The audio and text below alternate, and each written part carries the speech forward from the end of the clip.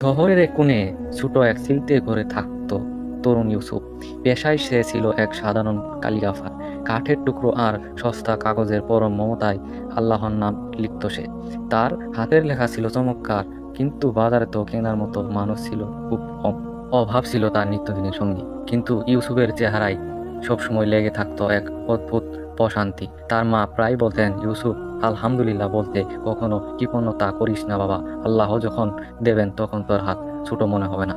একদিন রাতে প্রচন্ড ঝড় বৃষ্টি শুরু হলো। ভাঙা চাল বেয়ে ঘরে টুকটুক করে পানি পড়ছিল। ঠিক তখনই ঘটল এক বিপত্তি।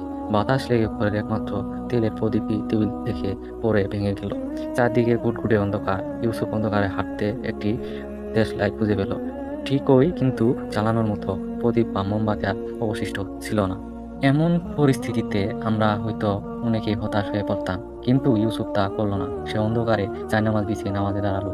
নামাজ শেষে দুই হাত তুলে মোনাজাতে বলল, হে আল্লাহ, আমার ঘরের আলো নিভে গেছে সত্যি, কিন্তু আমার অন্তরের বিশ্বাস যেন কখনো না নেবে।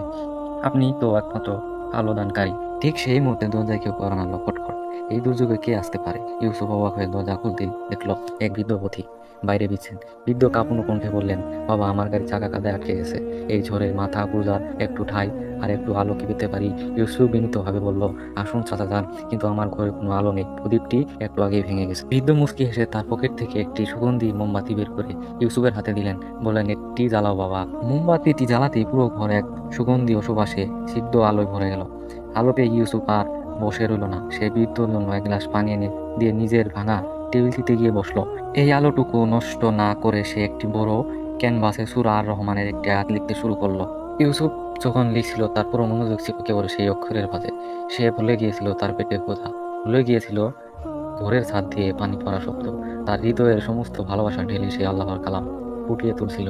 আর বৃদ্ধ পথিক খাটে বসে চুপচাপ ইউসুফ এই একাগ্রতা দেখছে। ভোর হলো, জোর থেমে চারদিক শান্ত। ইউসুফের কালিকাবিটি তখন সম্পূর্ণ সে পেছনে তাকিয়ে দেখলো বৃদ্ধ পথিক বিছানায় নেই। তিনি কখন যেন চলে গেছেন।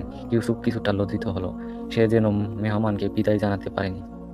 তবে টেবিলের উপর সে একটি চিঠি আর একটি ভারী মখমলের থলি দেখতে পেল। চিঠি লেখা ছিল, প্রিয় ইউসুফ, আমি কোনো সাধারণ পথিক নই। আমি পাশের শহরে এক ব্যবসায়ী। অভাবের মাঝে তোমার মুখে আলহামদুলিল্লাহ আর আল্লাহর প্রতি ভরসা আমার হৃদয় ছুঁয়ে গেছে। তোমার এই কালিগাফিটি আমি আমার নতুন মসজিদের জন্য কিনে নিলাম। থলির ভেতরে মুক্তাগুলো তোমার প্রাপ্য। আর আগামীকাল থেকে তুমি আমার মাদ্রাসার প্রধান কালিগাফি শিক্ষক। ইউসুফ থলিটি খুলে দেখলো তাতে এত মনির স্বর্ণ মুক্তা ছিল, যা দিয়ে তার মায়ের চিকিৎসা আর একটি সুন্দর বাড়ি অনায়াসে তৈরি করা যাবে। ইউসুফ কাঁদতে কাঁদতে শেষে লুটিয়ে পড়লো। সে বুঝতে পারলো কাল রাতের অন্ধকার আর প্রদীপ ভেঙে যাওয়াটা কোনো বিপদ ছিল না, বরং তা ছিল আল্লাহর পক্ষ থেকে তার জীবনের রহমতের আলো পাঠানোর এক মহান ওসিলা। মনে রাখবেন, আল্লাহ যখন আমাদের জীবন থেকে কোনো মাটির প্রদীপ কেড়ে নেন তখন ভেঙে পড়বেন না। হয়তো তিনি আমাদের জীবনে সাফল্যের এক নতুন সূর্য এনে দিতে চান।